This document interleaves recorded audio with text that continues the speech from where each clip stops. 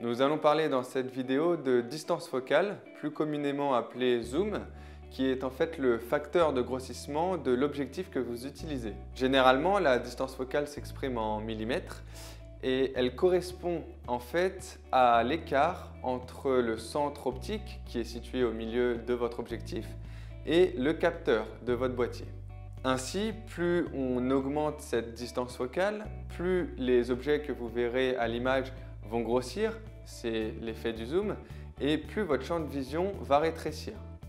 Nous pouvons classifier les objectifs utilisés avec les appareils réflexes en 5 grandes familles en fonction de leur distance focale.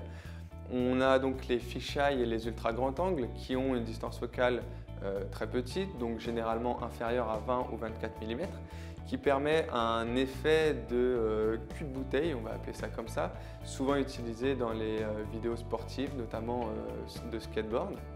Nous avons ensuite les grands angles, donc pour avoir une vision d'ensemble sans déformation.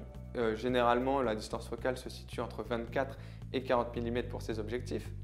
Nous avons ensuite les objectifs dits standards qui ont une distance focale entre 40 et 70 mm, très utilisés pour le portrait notamment.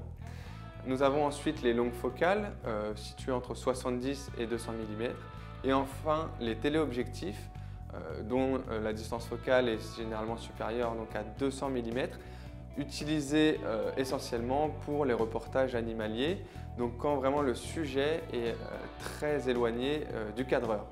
Il faut aussi faire attention au capteur que vous utilisez car la distance focale indiquée sur vos objectifs concerne la distance focale réelle si vous utilisez un capteur plein format. Si vous utilisez par exemple un capteur APS-C, il faudra multiplier cette distance focale par le coefficient multiplicateur qui est de 1,6.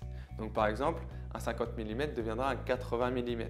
Je vous propose maintenant de visionner un cas concret d'utilisation de différents objectifs en fonction de leur focale pour une même scène et un même emplacement de boîtier.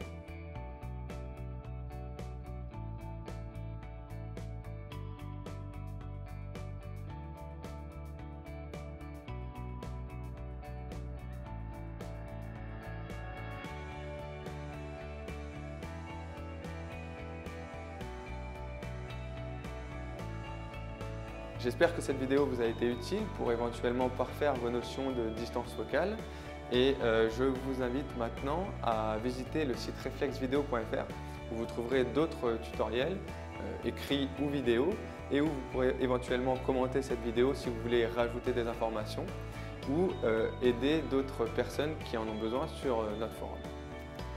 Voilà, donc je vous remercie d'avoir visionné la vidéo et je vous dis à très bientôt.